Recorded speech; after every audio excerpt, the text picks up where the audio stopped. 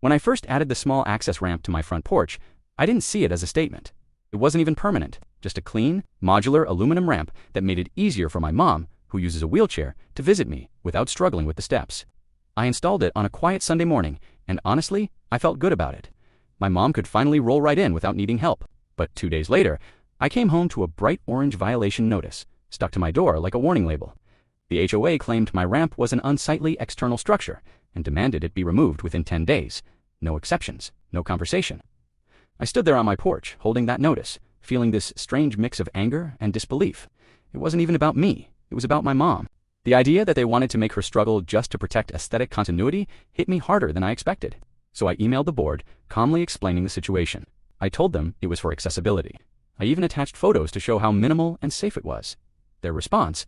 A single line: accessibility devices require prior approval and may be denied for design reasons. That was the moment everything shifted. Because I knew for a fact that accessibility accommodations, especially temporary ones, are protected under federal law, and denying reasonable access isn't just rude, it's illegal. So I started documenting every message, every notice, every board response. Then I reviewed the HOA's bylaws. They had multiple sections, restricting ramps, lifts, guardrails, and anything medical in nature. All of it was written in a way that sounded official, but directly contradicted ADA and fair housing requirements. I didn't yell at them, I didn't threaten them. I just gathered everything and filed a calm, detailed complaint with the state's Fair Housing Office. I attached the HOA's own documents, highlighted the violations, and included a timeline of their emails. 2 weeks later, the board called an urgent mandatory meeting. I didn't even have to attend this date. Investigator had contacted them first. Suddenly, the HOA was eager to talk. They sent me a formal apology, claiming they had been unaware of the compliance conflict.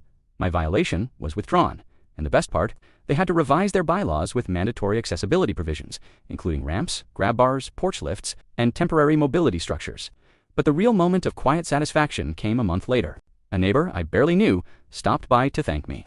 Her husband used a walker, and she said the HOA had denied her request for a small rail years ago. Now, because of the new rules, they finally got approval. All because they tried to take away something that wasn't about me at all. It was about my mom's dignity. I didn't fight with anger, I fought with the law, and the law won.